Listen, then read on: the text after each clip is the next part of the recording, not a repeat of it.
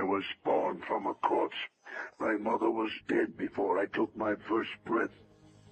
The first thing the world gave me was a grave, and it never stopped from there. I was sold as a child, not abandoned, not forgotten, sold by the only man who was supposed to protect me. I learned to fight before I learned to trust. I picked up a sword before I understood why. And every time I thought maybe this time will be different, the world reminded me it was made of knives. I bled before I knew what blood meant. I lost before I understood what losing cost.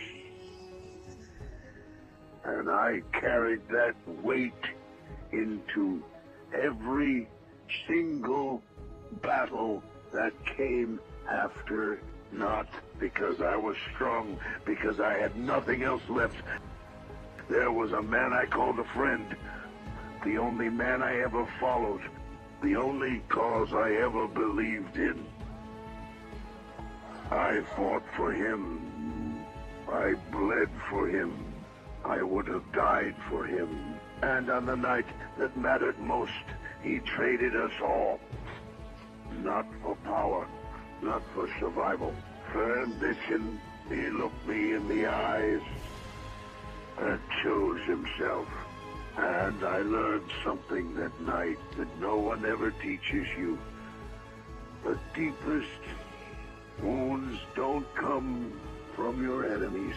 They come from the people you trusted enough to let close. And when that happens, when the person you called brother becomes the thing you have to survive, you collapse. Or you become something the world has never seen before. I won't lie to you. I broke, not on the surface, not in a way anyone could see, but inside, in the place where a person keeps everything they believed about the world. I shattered completely. I lost the woman I loved. I lost my arm. I lost my eye. I lost my brothers. I lost everything that gave my life a reason beyond survival. And I still woke up the next morning, not because I was healed, not because I had a plan, because dying felt like letting him win. And that one poisonous thought was enough. Sometimes rage is the only rope left hanging over the edge. And you grip it, not because you are brave, because you refuse to give the thing that broke you the satisfaction of watching you fall.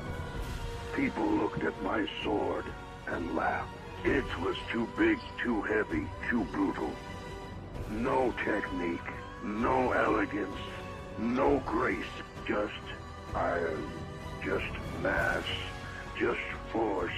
They said it wasn't even a real sword. I called it Dragon Slayer because I wasn't fighting the enemies in front of me. I was fighting everything that had ever tried to end me. Every demon, every memory, every scar. My sword wasn't a weapon. It was a statement. They see me now. They see the sword. They see the armor. They see the fear in the eyes of things that were supposed to be unkillable. And they call it strength. They're wrong. This isn't strength.